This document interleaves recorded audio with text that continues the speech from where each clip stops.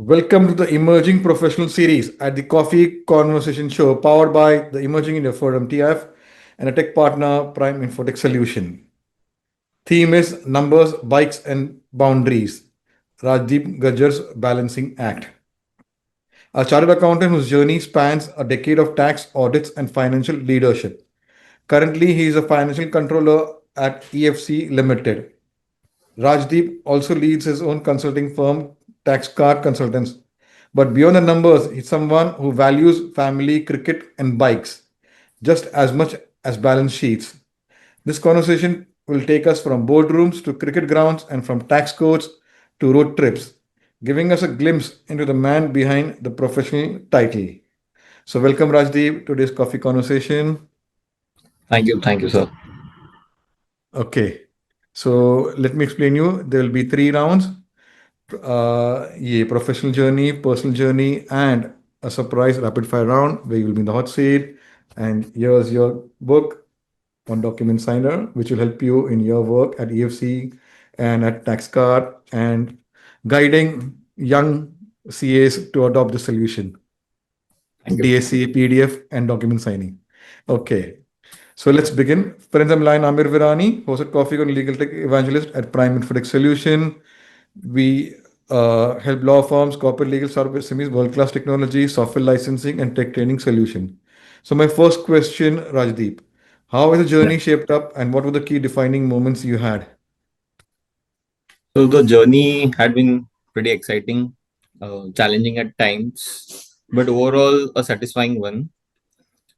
So yeah, it was pretty kind of a smooth, not kind of a smooth journey, but yeah, bits and pieces were satisfying, bits and pieces were challenging, but ultimately, I think I've not arrived as of now, but it's a process that I'm into. Speaking Wow. about the key moments, like cannot be a single point of time or point of decision. It has been a series of decisions which has led to where I am as of now. But to begin with, one being having a good articleship background has helped me throughout my career.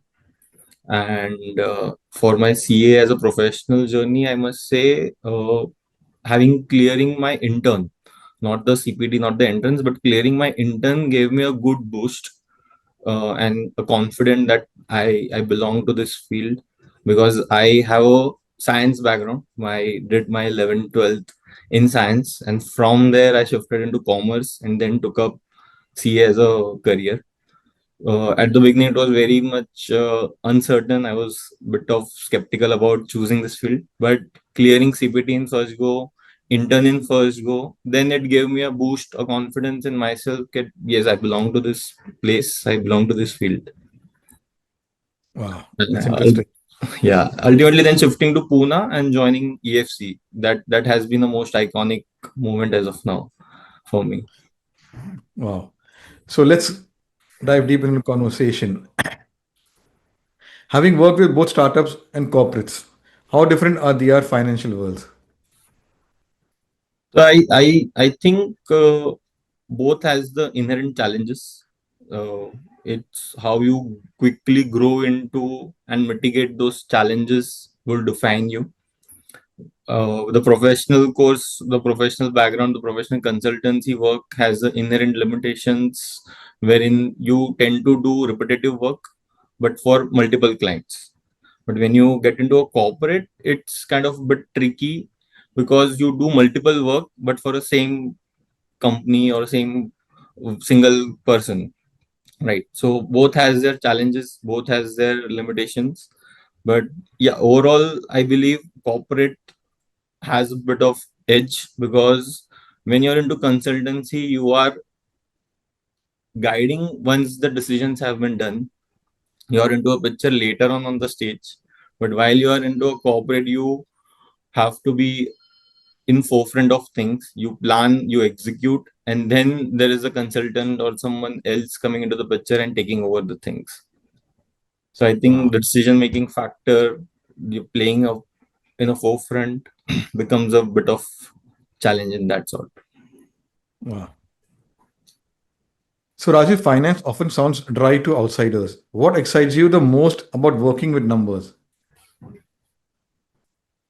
So to be very honest, it is dry.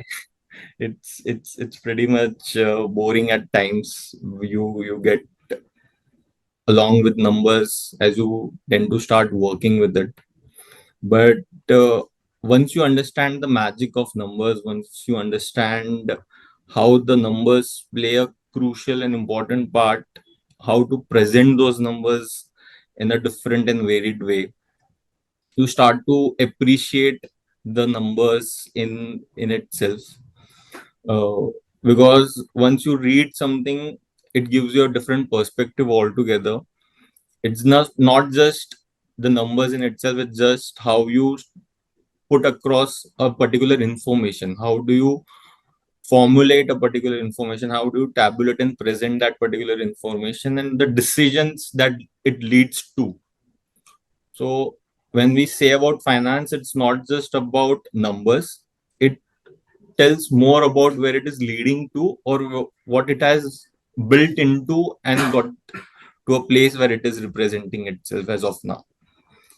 So it's a Wow. gamut of things, not just when I'm saying I have a turnover of, let's say, 100 CR, it's not just 100 CR, it's defining the culture, it's defining the progress, it's defining a ratio.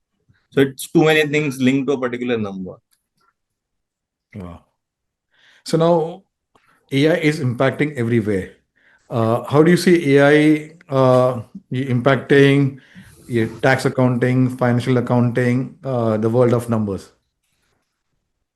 So again, there are many, like you rightly said, AI is impacting everywhere. It has not spared the finance and tax field as well.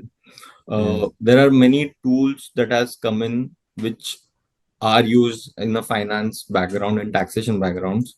To start with, there are many tools which now assist in return filing in one click. So all the information gets collated, gets pulled, that's auto-populated at one place, and you just have to verify in your return filing. Like we have just ended the return filing sessions, it's a fresh thing. So it's very easy as of now.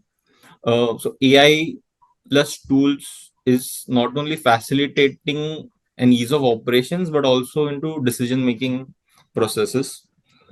Like when I see as a finance team, there are many different inter departments that we have. It's accounts payable, it's accounts receivable, it's banking, as basic as invoice booking. So there are many tools which we use in house for our automation of invoice booking, because monthly broadly we are at a volume of 1,000 invoices. So AI helps us in automating those processes in a very efficient way. Banking helps through that AI process in a very efficient way. Tax compliances, we can have softwares in place where our TDS reconciliation, our GST reconciliation. So all this we are able to automate, use AI as a tool in some bits and pieces, and automate all those uh, long durable hours, which are manual hours, are now been now skipped, and we are now using these tools to ease out the processes and report things in a clear, efficient, and correct way. Wow. Okay. So, Rajiv, you have worked across firms from audits to taxation to financial leadership. Which roles challenge you the most and why? I think challenging would be uh, not a right term to use, because, like I said previously, also all the roles had their inherent challenges. All the roles has their inherent limitations. You need to spend time to understand what is expected out of you. If you have been hired at a particular position, whether it be a corporate or whether it be a profession, you are hired to solve a particular problem.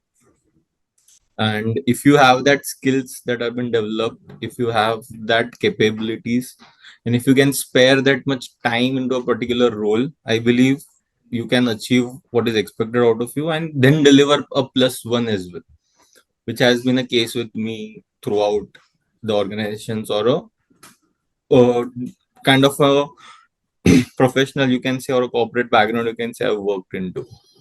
But To answer it in a more structural way, I'll say right now, a corporate job seems a bit of challenging, just because of the very same reason is that uh, while we were into professional, we come a very later stage into the picture of things. But now we have to plan out our quarters, plan out our 6 months, plan out an year with things, manage a good amount of money. So yeah, that's the corporate world is real. It's challenging, and at times it consumes you a lot as well. Wow. Okay. So Rajit, tax laws keep evolving. How do you keep yourself and your team constantly updated? So that's a good question because we are seeing a phase right now where there has been GST, which is very new for us. Yes. Taxes, yeah, the tax as a direct tax is also evolving in a major part. So there are various platforms, there are various online social media platforms as well, where many this kind of meetings, podcasts, discussion forums are there, wherein we try to enroll our team, try to get into discussions with this. We have consultants which are into this newsletter publications. So those all channels gets funneled into a structured way where we can get an update on various matters that are coming up. So broadly, as of now, this is what we try to keep ourselves updated into. And in today's digital world, no information is delayed. If there is something happening in one corner of the world, we all are aware of on a very next second. So being Yes. active socially on various platform helps in itself in various forms. And again, if it's adding to a professional thing, then why not? So being active on social backgrounds is like one of the main point of view of getting updated right now. Wow. So at Tax Card Consultants, you have mentored young professionals. What leadership lesson do you emphasize the most? Sir, tax card was, I think, begin very early in my career. I started my like I just completed my articleship of 3 years, and I was not able to clear my CA final. I had started this venture. And that venture had started just because of solving a simple problem of not being able to. CA firms usually don't have this good quality of staff, because once a chartered accountant moves out of a CA firm, they either join a big four or a corporate. But no one gets retained in a good firm or a normal small size firm, which operations can be continued in a better shape. So tax card came into the picture to fill that gap. So I, along with my few family members and my support, my friends, we started this. I got an opportunity to work with more than 10 plus CA firms where I associated with them, did many audits, did many assignments. There, I was able to guide many young aspiring chartered accountants. And key word or key insights that I would use to tell them is own your words, own your work. Whatever you are committing to someone, you should live up to it. Yeah. So that's the leadership quality. I think if I'm promising someone that this work is been assigned to me, then it is rest assured that it will be delivered and it will be completed. Wow. Okay. So, Rajiv, if you could change one thing about the way finance is taught to young professionals today, what would it be? So I think pretty much there has been a shift in how these things have been. Like when I cleared my degree, my chartered accountancy, and now how people are learning things, there has been a shift.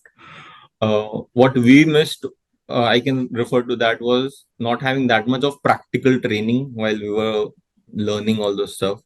I one thing that I would like to do is to make internship compulsory for everyone post their, I think, 10th standard. The whichever field they choose, there has to be a platform or a way where they start working.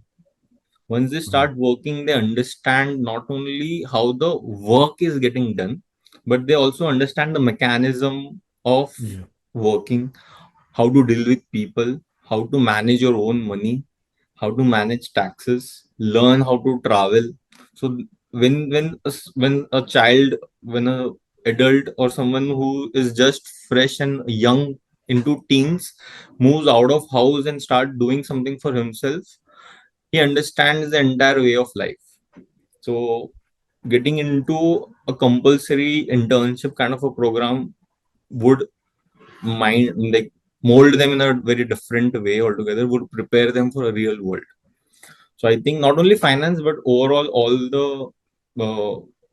background that people want to get into, I think this should make made be compulsory for their overall growth, not only just for finance growth. That's very interesting insight you've shared. So, who has influenced you from the world of finance? Or whom do you follow? Not very big names, I would say. I have very close people who are doing exceptionally well in this field. Few names that I would like to mention is my own uncle. He's a chartered accountant himself. He been very dynamic in his approach with things. Mr. Samir Gajjar. Uh, I work closely with two other chartered accountants here in Pune, Mr. Nikhil Bhuta, who happens to be a CFO or a group's director of our entire group of companies. Our CFO right now, Rahul Shah. There is one name I would like to mention is Shreyans Mehta. He has inspired me a lot. He's a group CFO of Alpha Alternatives. So the way he approaches life, the way he approaches his things has inspired a lot of not only me but a lot of young crowd who he takes along with him. So that's an interesting and encouraging part, and I look up to him for many things, silently and otherwise as well. So these are the few people who I work closely with or I know them personally. So I'll really look up to them and take inspiration from them and try to imbibe in my way of life and my thought process, my decision making things. Wow, beautiful. So, what's the myth you like to bust people have about chartered accountants? So with regards to a chartered accountant or a course, because I think people have myth with both the things. Can say whatever you want. So for a chartered accountant, I like to mention that it's not only studies, books, accounts, law, and everything. A person is much bigger than that. If a person has become a chartered accountant, then he not only knows his subjects, but he also knows the way of life. He also knows many other things which you might not even imagine as well. So he has sacrificed a lot. He has prepared himself a lot for this humongous course, a very difficult course in itself. So he has understood a life a bit extra. That's that one myth that I'll have want to put out in the world. And with regards to course, I would like to mention it is tough. Yes, obviously that's the reason why we have the success rate at what we see. But if you're taking up this course, you need to understand that it is not only preparing you for a brighter and excellent future, but it is also preparing you for the entire life. It will change the perspective of how you look at the things. It will change the perspective of how you approach a particular thing or a particular decision or a particular way of approaching life into. Wow. Since you are Sure. financial controller, so what are the roles and responsibilities of a financial controller? To be very honest, you cannot list down the specific roles and responsibility of financial controller because it's an evolving thing, right? But if I want to sum it up in a few parameters, I would say someone who has good skills, he has developed a good skills in himself, not hard skill but soft skills to be precisely. He's having clear communication, better planning of things. He's vocal about what will be possible and what will be not be possible, right? No false promises, right?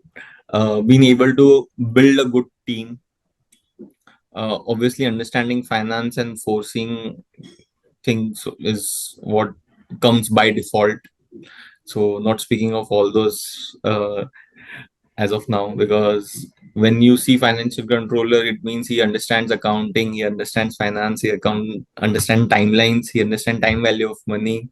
So by default, skills is what comes when you are appointed as a financial controller. But the soft skill parts often gets missed. He the one who's not able to foresee something, some financial decisions, some planning is missed out, some things have not been clearly communicated. So all those things might fall back in a uncertain or a wrong way in near future. So I think more than focusing on hard skills, because all those things are by default when you have achieved a certain title for yourself. So emphasizing and developing that soft skill portion, I believe, would be the main criteria for me. Wow. So let's.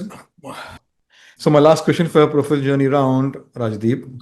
Yeah. What advice do you give to young aspiring CAs who want to uh, enter a CA firm, and if they want to enter a corporate finance team?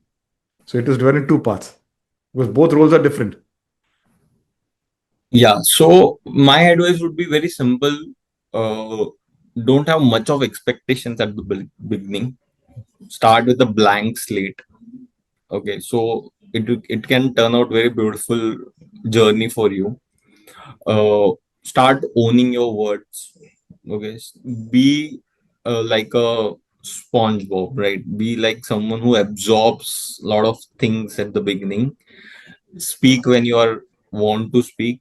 Have an open conversation with all your seniors, whichever field you choose, and explore how much ever possible. Like if you like, there's a graph.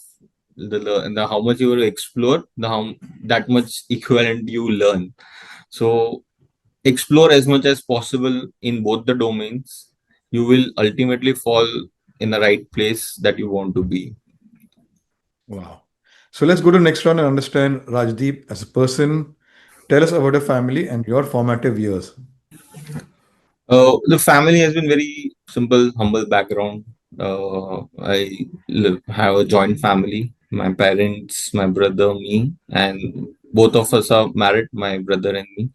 Because I shifted to Pune, I'm pursuing a good like a career in a corporate world. So right now, me and my family are here. My father used to be an accountant as well in a private setup. He, I don't know how he managed, but he had managed to spend 30 years working with the same firm. But that was his way of thinking, way of approaching life. My mother, she was a housewife in an initial like housemaker in the initial years. Later on, to support our studies, to support our well-being, she started working as a tuition teacher. Like she started her own venture into teaching. That supported us in a many forefront. Supported my brother's engineering entirely. He went abroad to study. Supported that. Supported my chartered accountancy. Uh, then we took up. I think it's been 10 years, and now we are managing things, and they are enjoying. Wow. So, wow. Okay. So, let's go to your, what do you say, interest, hobbies, passions. You're a self-confessed cricket lover. Do you still find time to play, or you are more of a viewer now? I make time to play. To be very honest, I've not left cricket since I was 6. So yeah, so I find my way of getting back to the game in some sort or the other. But yeah, now it has come down on a very big scale. But I tend to go for a match or here and there wherever possible. But I'm still in touch with the game. Wow. So now your next passion, bikes clearly excite you. What's been your most memorable road trip And for viewers, I'm adding more layer. If someone wants to plan a road trip, what are the preparations they have to make? Again, a very interesting question. The memorable one I think would be I'd been to Leh Ladakh Hmm. on bike. So I did Bombay to Leh Ladakh, Leh Ladakh to Bombay on my bike in around 15 days. So Mhm. that had been a very much exciting journey and insightful journey for me as well, because uh, one, I wanted to see whenever you take this adventurous journey out of your career, like you're doing CA, you have done a good, like you're doing job 24/7, you're working, you're into a family setup, and to do something out of it once you're married, it not only tests you with many forefront, like how good you are, how much confidence your family has in you, how you are with your financials, how good you are in on the road. So it tests you in many forefronts again. So that was a insightful journey for me for that 15 odd days while I was working. So all the 15 days I was working remotely throughout the journey as well. So managing work and travel, and the most passionate thing which I was into, it was a good journey altogether. Ladakh in itself is most scenic place over the world. I would say that I had been to as of now, but uh, learning as well. Plus, I enjoyed the entire journey with the people I know. So the most exciting as of now road trip is the Leh Ladakh I did. Wow. So let's go to your college days, Narsimhanji College of Commerce. What are your Yeah. memories and experience from there? Again, Narsimunji was like a dream come true for me. Having said that, I had science as a background, like 11, 12, I did my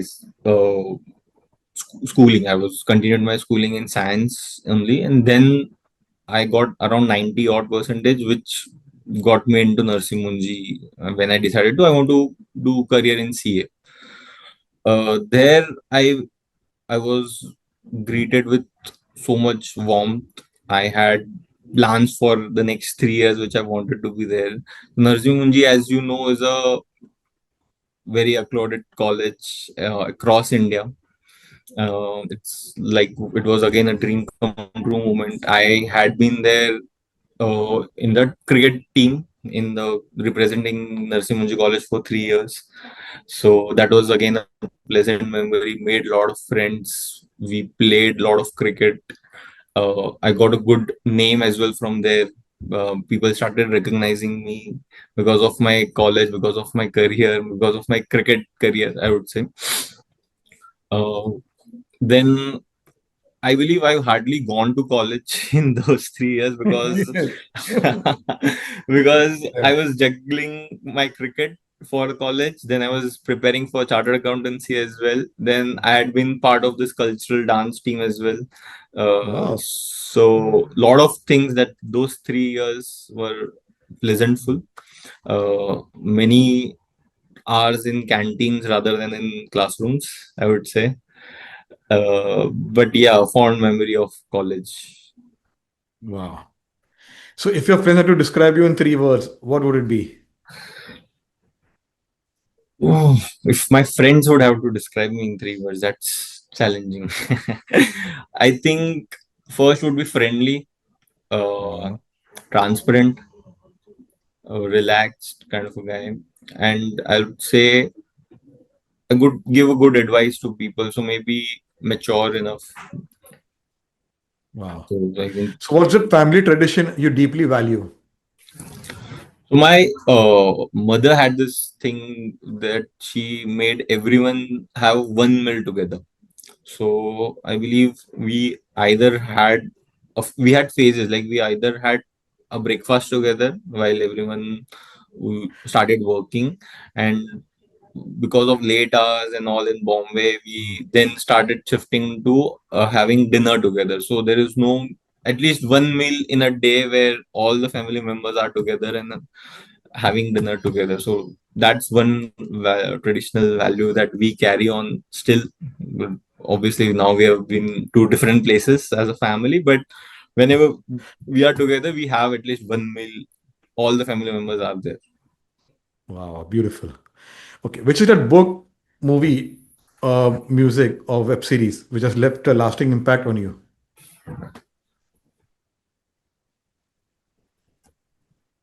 That's a tough one. I think movie wise, I would say Jo Jita Wahi Sikandar, Mhm. because I closely relate my life to the both the characters of that film, that brother and the elder brother and the younger brother, because our life has always been the same. I was inspired throughout my life with my elder brother.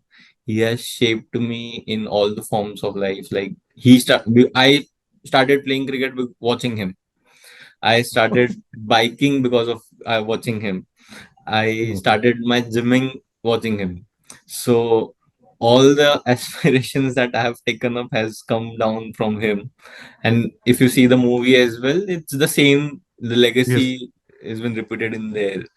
So Mm. I recollect many things from that, and the title obviously says a lot. Yeah, very true, very true. So, my last one is a googly one. Describe Rajdeep in one line.